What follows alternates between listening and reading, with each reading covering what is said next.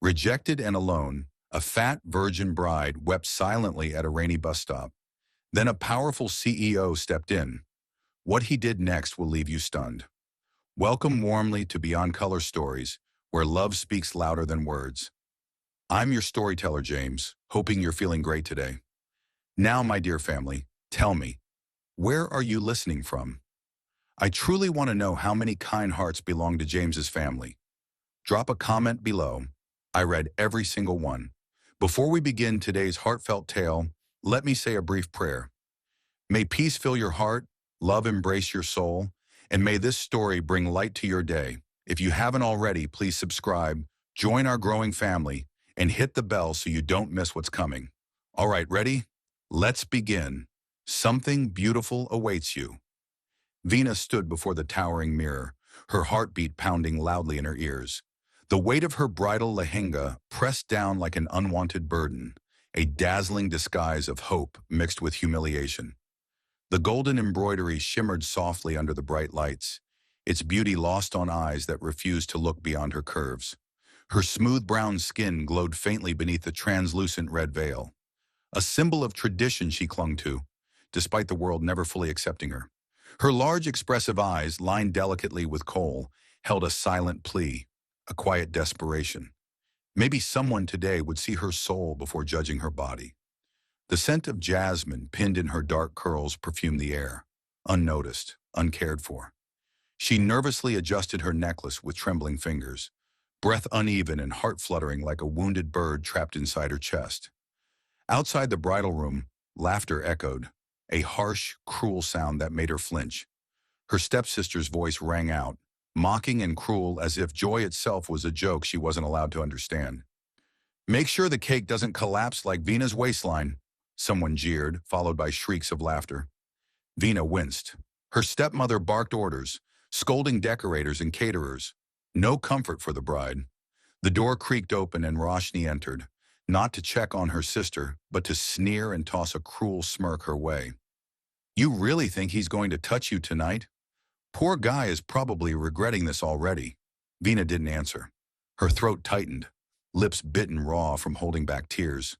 Her reflection stared back, a stranger painted in ceremonial colors, dressed in layers she felt unworthy of. Her fingers shook as she adjusted the bangles on her wrist, the clinking sound like chains. Roshni laughed and walked away, her scent of mockery lingering longer than her perfume. Moments later, wedding music swelled loudly in the hall, dramatic and bright, but Vina's feet felt heavy as lead. Her stepmother barged in, grabbing her wrist roughly. "Move it! Don't ruin this for us! This is your only chance. Someone actually agreed to marry you. Don't breathe too loud or he might run." Vina nodded, numb. The sting in her wrist was nothing compared to the ache in her chest. She followed slowly down the corridor, her gold-embroidered dupatta trailing behind like a fading dream. Stepping into the main hall, hundreds of eyes turned toward her. Scanning, judging, sneering, some snickering. She heard whispers. "She's the bride. She's so big. Is the groom blind?" Each word sliced her heart like shattered glass. Yet she kept walking, kept breathing, clinging to hope. When she finally reached the mandap, her eyes found Ritesh, the man who'd agreed to marry her, the one she'd secretly hoped would be her savior, her protector, the one who might finally love her.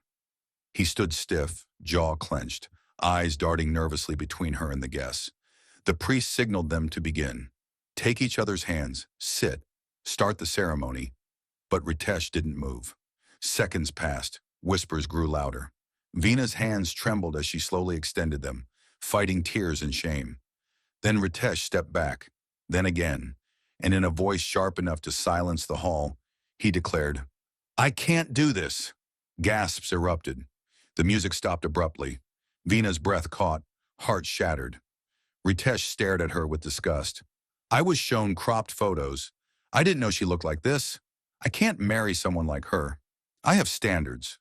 The crowd murmured, some embarrassed, others entertained. Cameras clicked, whispers vicious.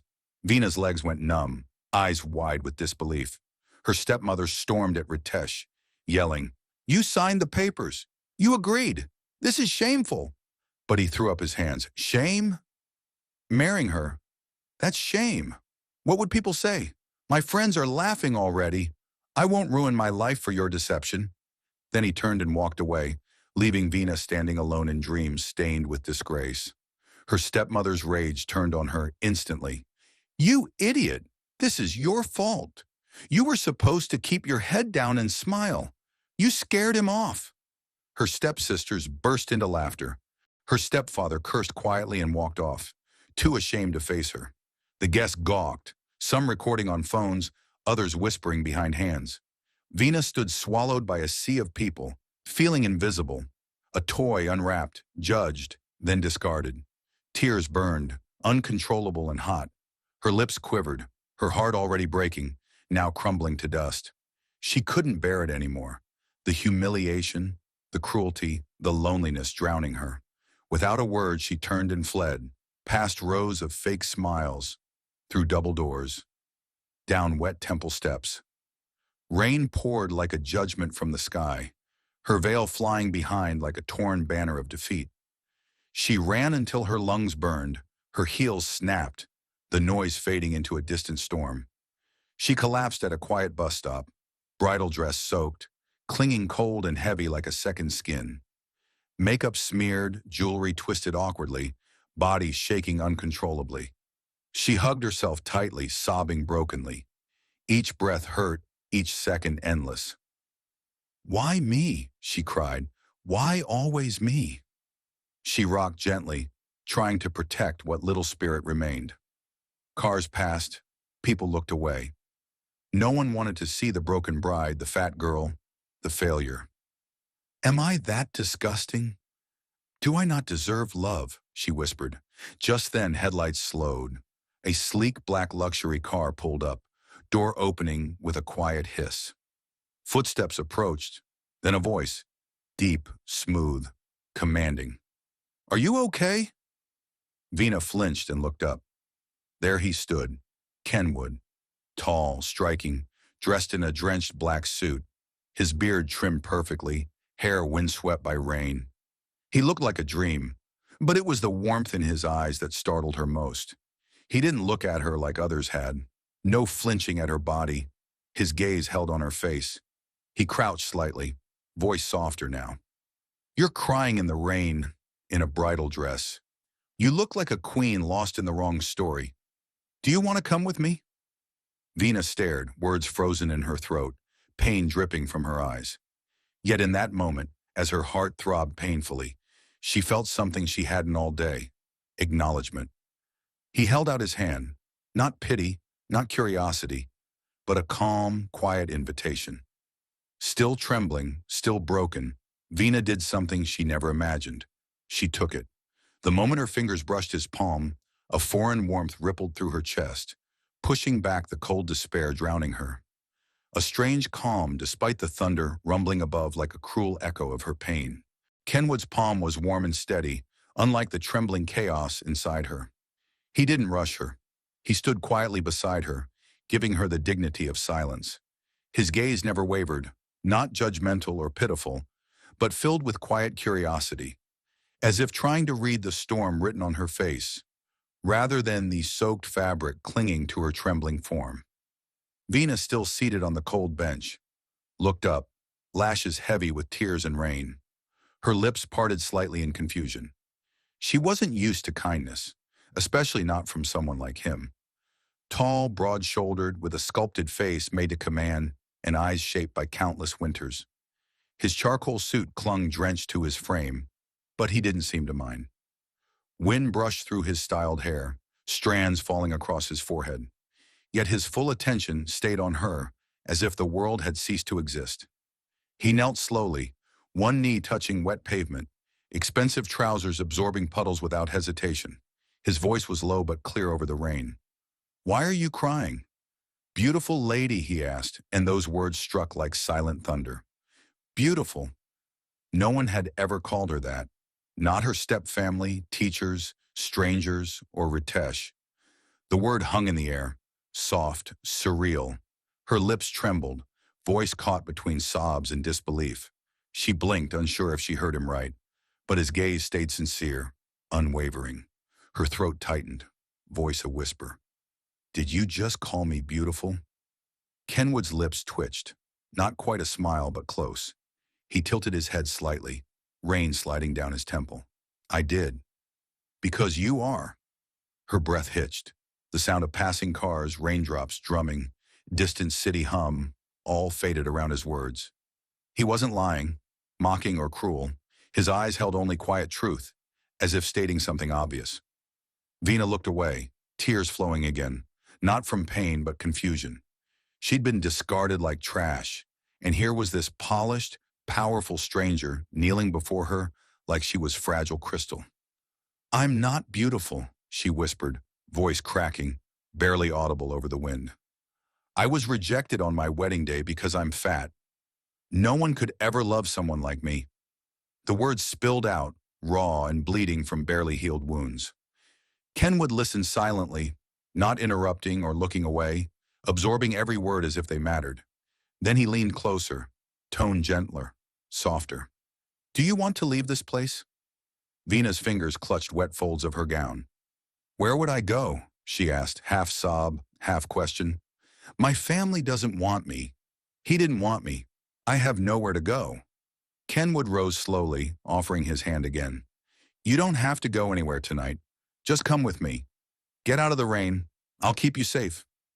She hesitated, torn between fear and an unfamiliar hope. The weight of her wet gown, the cold seeping into her bones, and her trembling heart pushed her toward the unknown. She took his hand. He led her to the car, opening the passenger door like she was royalty. She paused before stepping in, glancing down at her dripping form. I'll ruin your seats, she murmured, ashamed. Kenwood shook his head, brushing rain from his brow. They're just seats. You're more important. That sentence thawed something frozen inside her. She eased into the leather seat, surprised by its warmth against her cold skin. He closed the door gently, circled the car, and slid behind the wheel. The engine hummed softly beneath the storm's roar. For a long time, neither spoke. Vina watched rain streak the windows, her hands clenched tightly in her lap, afraid to breathe too loud in a space that felt too kind for someone like her. Kenwood adjusted the heater and finally asked, What's your name? Vina, she whispered. He nodded. I'm Kenwood. There was a pause. Then he said, You don't have to tell me everything, but if you want to, I'll listen. Something in his tone, an offering, not a demand, made her chest ache.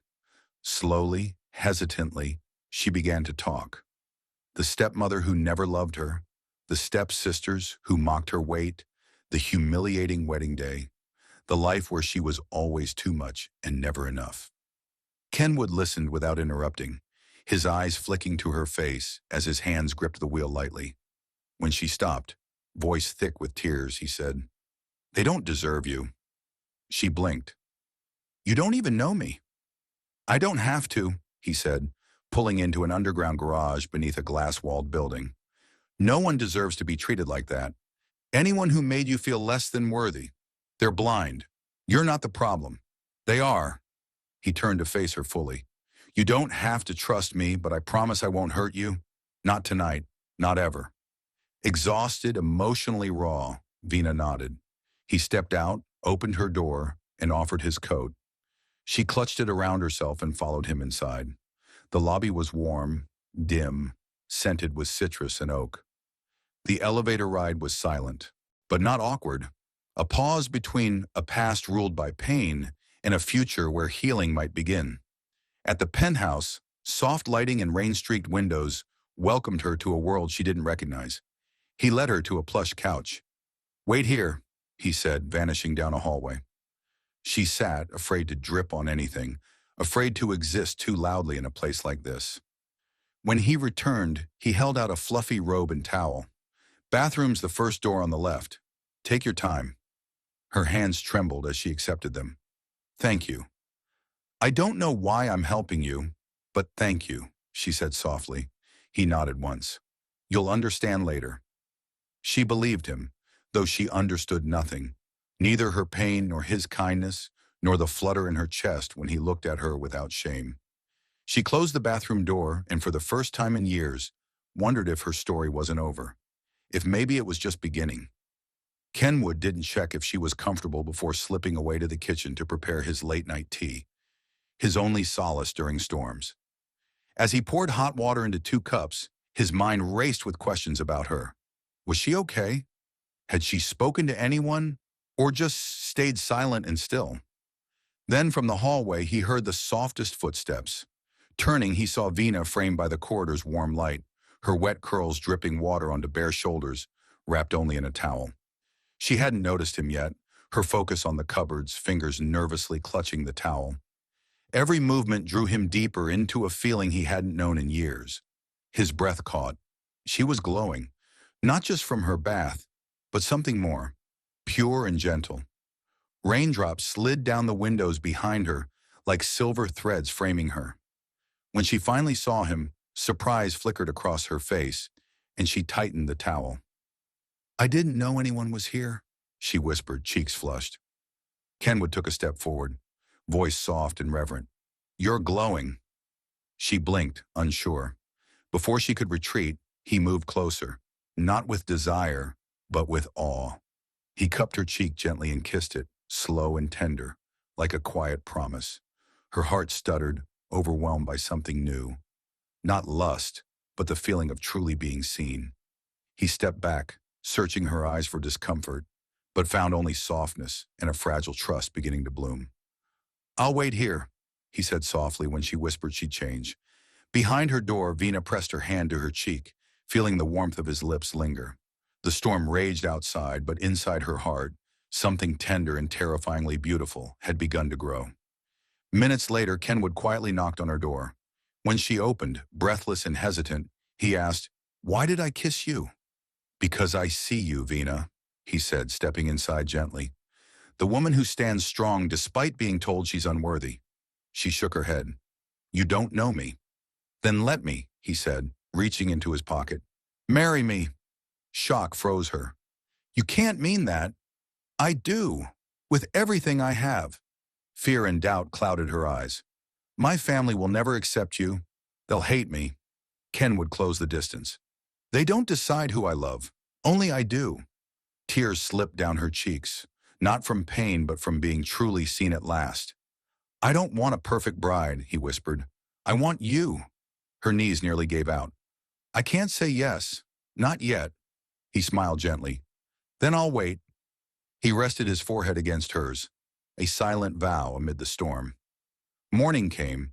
Wrapped in a shawl Kenwood had sent, Vina faced a new challenge.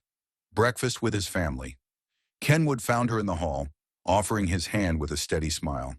Together they walked through the grand corridor to the dining hall, where whispers and stares awaited. When his mother's sharp gaze pinned her like marble, Kenwood lifted Vina's chin with 2 fingers. "Hold your head high," he whispered, pulling out a chair beside him. The room fell silent, than silk until Kenwood's mother cleared her throat. "So," she began, with a tone dipped in frost, "I see you've brought our guest to the family table." Kenwood didn't flinch.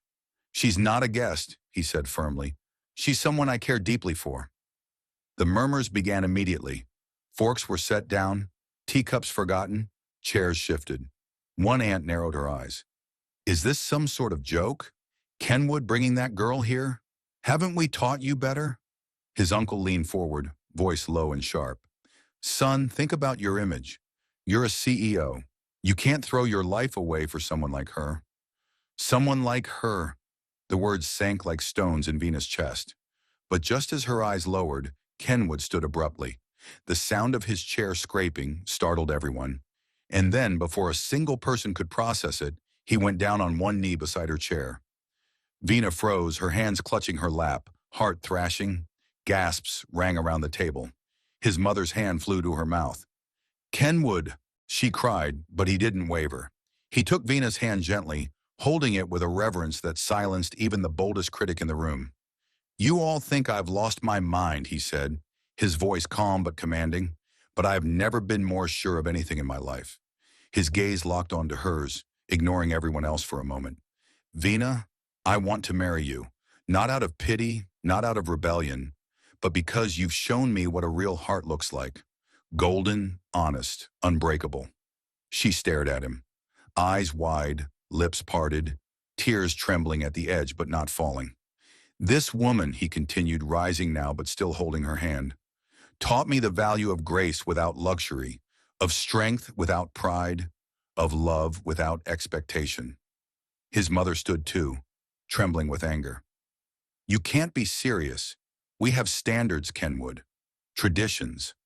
Then let your standards break, he said without a blink, because I won't let her go. Another uncle spoke, his voice dripping with disdain. She's not from our world. She's better than our world, Kenwood snapped, turning to the table. She's everything this family claims to value but forgets in practice. And if you can't accept her, then you don't accept me. Silence. Thick, bitter silence. No one dared speak. Vina, overwhelmed, tried to pull her hand away, whispering, Kenwood, please, you don't have to do this. But he held tighter. Yes, I do. For once in my life, I'm choosing what feels right, not what looks right. His mother's eyes glistened, not from sentiment, but humiliation. You'll shame us, she hissed. Let the world talk, he replied coldly. Let them write headlines. Let them whisper. I'll walk beside her through all of it. Proudly. Then quieter, just to Vina. If you'll let me. Her throat constricted for the first time. She looked not at the room, not at the glares or gasps, but at him, the man who had shattered every expectation, broken every chain, just to lift her up. She didn't say yes, not yet, but she didn't let go of his hand either. And that, in that moment, was answer enough. A start, a promise, a fire no opposition could smother. The silence that followed their intertwined hands at the dining table wasn't empty. It was heavy, a quiet surrender of a room full of once loud voices who suddenly realized that Kenwood's love was not a rebellion, but a revolution they had no power to halt. And as days passed after that public declaration, the mansion that once looked at Vina like an intruder began to shift. Not in full acceptance, but in grudging acknowledgement that she was no longer someone they could ignore. Though tension still whispered in hallways and hissed from corners, Kenwood's unwavering presence beside her was a shield no scorn could pierce. When the media first caught wind of the upcoming wedding, it wasn't through a press release. It was through the shimmer of Vina's eyes and the pride in Kenwood's arm around her at a charity event. Their photograph flooding every screen with the caption, CEO Kenwood declares love for former unknown. A wedding like no other is coming. The world paused, curious, judgmental, intrigued, but no amount of speculation could match the truth. Vina lived every day as she watched a team of designers, decorators, and planners transform her once unimaginable future into a breathtaking dream. On the morning of the wedding, she stood in front of a gilded mirror in a private suite of a glass chapel nestled in the hills, wrapped in a custom-designed white gown with delicate embroidery curling like vines around her waist and arms, trailing into a cathedral-length train. The bodice shaped to her form, not to showcase wealth, but to honor the dignity of the woman she had become. As the veil was lowered over her face, she could hardly recognize the girl who had once cried in a torn dress at a bus stop. Now she stood tall, chin lifted, eyes clear, surrounded by soft violin music and the gentle hum of camera shutters outside, capturing every moment for the world that once ignored her and now couldn't look away. When the double doors of the chapel opened, the guests all turned, some in awe, some still in disbelief, but none could deny the radiance she carried. She stepped forward with slow, graceful steps, her hands holding a bouquet of lilies and white roses. Kenwood's choice, because he remembered she once said lilies smelled like hope. At the end of the aisle, in front of an altar adorned with floating candles and crystal blossoms, stood Kenwood, dressed in an ivory shawani that complemented the moonlight glow of his bride. His eyes never left her as she walked, as if each step she took was a miracle unfolding before him. When she finally reached him, when he lifted her veil, with hands that trembled just slightly, there was no grandeur that could match the way his gaze softened, nor any vow that could speak louder than the way he pressed his forehead to hers for just a moment, as though sealing a silent promise. As the officiant spoke words of unity and forever, Vina's heartbeat didn't race from fear anymore. It beat steady, strong, ready to begin a life that once felt stolen from her. When the moment came for the rings, Kenwood held hers like it was a crown, slipping it onto her finger with a voice low enough only for her to hear. "With this, I promise never to let go again." She slid his ring on with trembling fingers, whispering back, "And I promise never to run again." And with that, the world outside the chapel erupted in cheers as the doors burst open and white doves took flight into the sky above, their wings brushing the clouds as if even heaven was celebrating this union that no one had expected, but everyone now had to respect. Long after the official ceremony ended, after they greeted hundreds of guests and walked under archways of rose petals and glass chandeliers into the reception held in the garden behind the chapel, with lanterns dancing in the trees and a grand piano playing in the distance, the only moment that truly mattered came when the lights dimmed and the staff withdrew. Kenwood led Vina by the hand to a quiet room at the top of a private villa overlooking the valley. The door clicked shut behind them, not as a barrier, but as a promise that they were now each other's home. In the gentle hush of candlelight, with the wind whispering through sheer curtains and the scent of her jasmine hair oil lingering in the air, he stood in front of her, not as a CEO, not as a man who had fought the world for her, but simply as the one who loved her. As he reached for the pins in her hair, removing each one with reverence, watching her curls fall like silk waterfalls down her back, he murmured, "I want you to know every part of you is loved, especially the parts you hide." She closed her eyes, not because she was afraid, but because she trusted him enough to feel everything. When his lips touched her cheek again, not rushed, not demanding, just warm and steady, it was not just a kiss. It was a blessing, one placed over every broken piece she once carried. When his hands traced the line of her arms, pausing over the tiny scars she used to cover, he kissed each one, whispering, "Beautiful." She began to cry, not from sadness, but from the overwhelming peace of being held like treasure. As he cupped her face, their foreheads pressed together in the softest silence, she finally let out the words she had feared for too long. "I love you, Kenwood." His reply was not words, but the way he kissed her lips, tender, slow, and utterly sacred, as if speaking through touch alone, that he had been waiting for this moment his entire life. In the hours that followed, with the rain brushing against the windows and her name on his breath like a prayer, they became not just husband and wife, but two souls who had bled, healed, and found their way into a love that asked nothing, but gave everything. The golden glow of candlelight flickered softly across the walls of the honeymoon suite, casting long shadows that danced like whispers of fate, while gentle music hummed in the background, a melody that carried no words yet echoed with the unspoken emotions between two hearts finally sealed as one. Kenwood sat beside Vina on the edge of the grand bed, draped in white silk. His hand gently enclosed hers, not with pressure, not with urgency, but with a kind of reverence that told her he saw her not just as a woman, but as the most sacred soul he had ever encountered. Though the world outside still buzzed with opinions, stories, and headlines, inside that room there was only the sound of her breath hitching as his thumbs slowly traced circles over her wrist.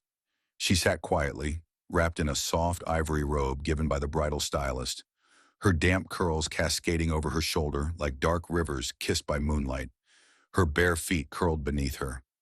Not from shame, but from the unfamiliar weight of anticipation and purity she still carried. Kenwood leaned closer, brushing a lock of hair behind her ear with two fingers. His voice was lower than ever as he murmured, "You don't have to say anything." He could feel the nervous tremble in her fingers, yet he didn't mistake it for fear. He knew it was the fragile bloom of trust unfolding, petal by petal, in a heart that had never known tenderness like this. When her eyes finally met his, wide and filled with something deeper than uncertainty, something sacred and unspoken, he leaned in and kissed her forehead, letting the moment slow to her breath, letting her know she was safe, cherished, adored. When she whispered, barely audible, "Kenwood, I've never." He placed his fingers gently over her lips and whispered back, "I know, sweetheart." No judgment in his tone, only a kind of softness that made her chest ache with gratitude. As his arms came around her, lifting her onto his lap as if she weighed nothing more than a wish, she clutched the front of his shirt, bearing her face against his neck, breathing in the scent of sandalwood and warmth. He simply held her there, rocking her slightly, allowing her to melt into the safety he promised with every beat of his heart. Slowly, slowly, his hands moved, not possessive, not claiming, but learning the outline of her back through the silk of her robe. His lips followed, kissing the nape of her neck down her shoulder, each press of his mouth gentle and reverent as he looked at her like a king before his queen, kissing every inch of her, from trembling fingertips to the arch of her foot. She didn't feel naked. She felt divine, like her body was finally a temple someone loved without breaking. When their bodies joined with a gentle rhythm, Kenwood kissed away her tears, whispering, "You're mine now, Vina. Mine forever." Not a command, but a vow. Every movement was slow, every kiss a poem, every moan a note in their love song. When her nails dug softly into his back and her legs wrapped around him in silent plea, he moved only with her pace, letting her guide their shared intimacy. Their sacred crescendo wasn't lust. It was stars being born in a galaxy of healing. Afterwards, she lay against his chest, tracing circles over his heart. He pulled a blanket over them and whispered stories of the boy he was, the man he'd become, and the husband he promised to be. She listened, not as a girl who once cried alone, but as a woman loved so deeply she no longer doubted her worth. As morning's golden light filtered through the curtains, Vina stirred in Kenwood's arms. For the first time in years, she slept without fear or shame. He kissed her temple softly. Their eyes met with silent adoration. Though words were unspoken, their smiles said everything. But beyond their room, the world waited. Whispers returned. Maids eyed her like an intruder. Kenwood's mother avoided her, as if Vina disturbed their perfect world. Despite Kenwood's protection, the weight of scorn made Vina shrink, not from lack of worth, but because a house of gold still felt like a cage if hearts inside were cold. After a cruel comment from a cousin, Vina sat quietly by the window, hurt flickering behind her eyes. Kenwood joined her, took her hand, and asked gently, "Do you feel at home here?" Her silence spoke volumes. Then he kissed her hand and said the words that changed everything. "Pack your things. We're leaving today." That evening, beneath dusk's soft hues, Vina walked beside him. No exile, but a queen reclaiming her peace and dignity.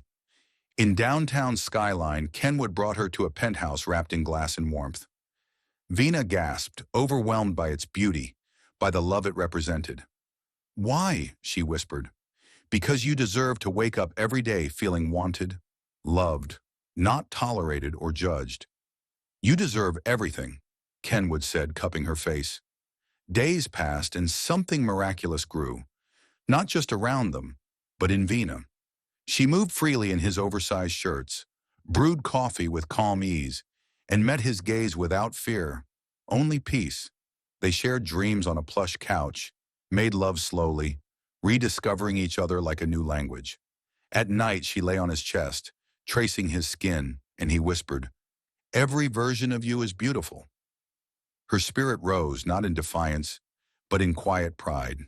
She left behind the house that scorned her, but kept her dignity, self-worth, and the love of a man who showed her every day she was everything.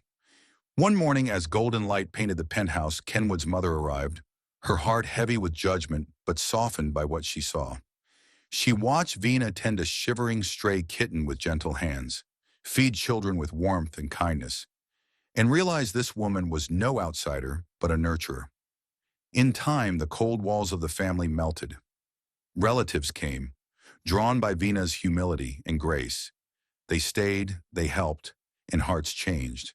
Not because Vina demanded it, but because she loved without asking for validation. At a small dinner, Kenwood's mother toasted her. "We were wrong. You're not just worthy. You are the heart we didn't know we needed." Later, as Vina washed dishes, laughter still echoing, Kenwood wrapped his arms around her and whispered, "You didn't just win my heart, Vina. You won them all."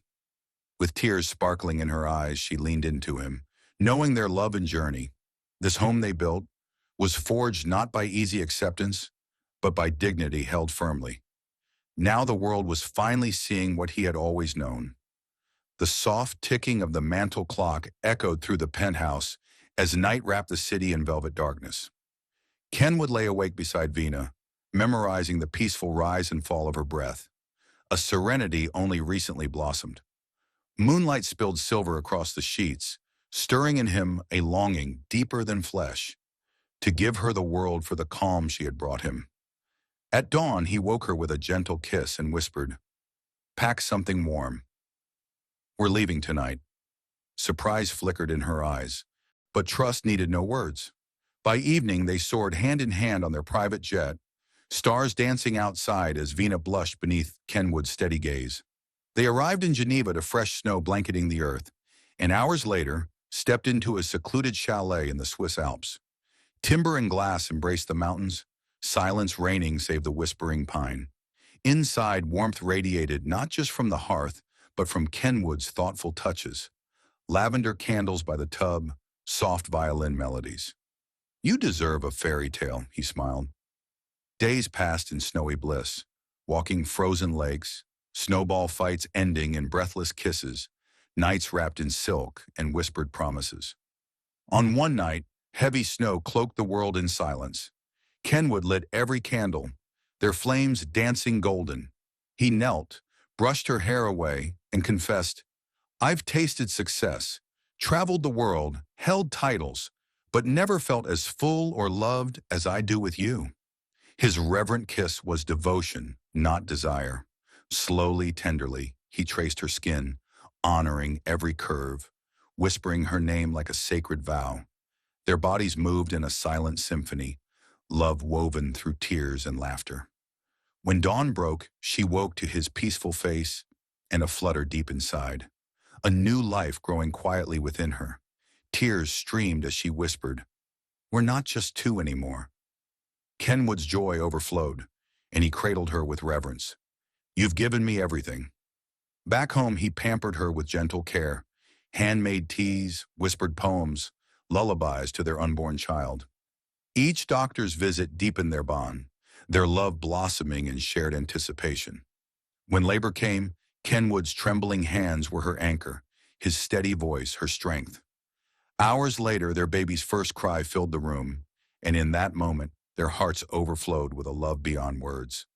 As their son rested in her arms, Vina felt herself transformed, no longer broken or judged, but a queen crowned in love. Kenwood, once reserved, now sang her name to the stars. One evening, Kenwood knelt before them, tears falling as he whispered, "Thank you for never giving up on me. Now we are complete." Vina smiled, brushing her son's cheek. "No, now we are just beginning." Outside, the sunset cast golden light over their perfect world. A home built not of walls, but of hearts forever bound in love.